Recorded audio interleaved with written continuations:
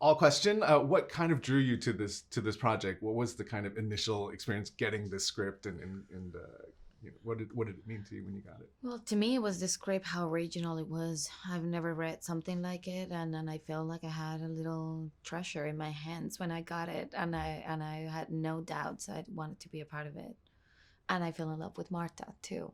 So. Yeah, for me, it's same. The script was fantastic, but really Ryan's such a great director. The cast, a lot. When I first got the script, a lot of the cast had already signed on. So to me, it was an obvious choice to try and pursue. Just too many elements to fall in love with. It was just like a no-brainer. Yeah. What was day one like when the whole cast was there? That must have been like, it must be really exciting to see this room of like, yes, it was was fun. A little intimidating. Yeah. You know, the first day I think we all were, well, maybe not the older actors, but I'm sure Ana and I both shared a little bit of nerves. You know, if he feels like that, imagine how I feel. Well, you have Christopher Plummer, and you have Daniel Craig, Jamie Lee Curtis, all these wonderful, accomplished actors, but very, very quickly.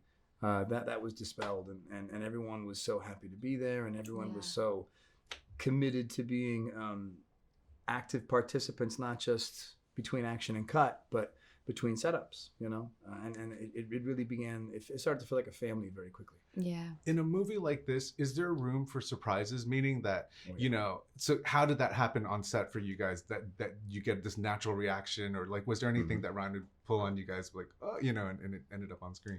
I think a lot of the actors, their nature, Michael Shannon's nature is to try things. Jamie Lee Curtis, Toni Collette, they try things, they take risks. No one is kind of this formulaic actor by the numbers. They take chances. Daniel Craig's role. I think no one knew how each actor was going to show up with. Very well said. To me, seeing them and for the first time, like, what is the character that you're bringing? Yeah. How far are you going to go with this? this? And once you're in that sandbox and everyone's playing, which is what movies should be. It should be playing. We're playing. Yeah. And the more you trust your director, the more willing you are to play and take risks. And every single take just got bigger, and you just start taking bigger swings and just trying things. Last question, how much of a fan are you of this genre of film, and the fact that you think you know what a whodunit film looks like, but when you watch this film, Ryan's like kind of disrupting the format, and so kind of being part of something that is not really what everybody thinks it is. What was that like for you? I mean, it's exciting because I don't know that this genre is explored very often. You know what I mean? Yeah. When we talk about the genre, most people can name maybe 2 or 3 of them. And that seems really slim. Whether it's horror or any other genre, there's usually at least 10 you can rattle off.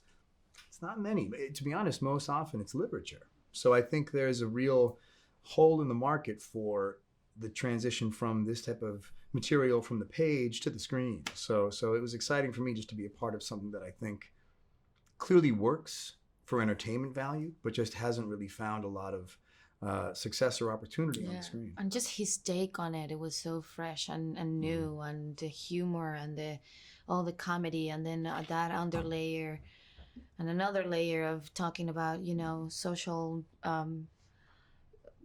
hierarchy and separation between people in our world today. So it has everything.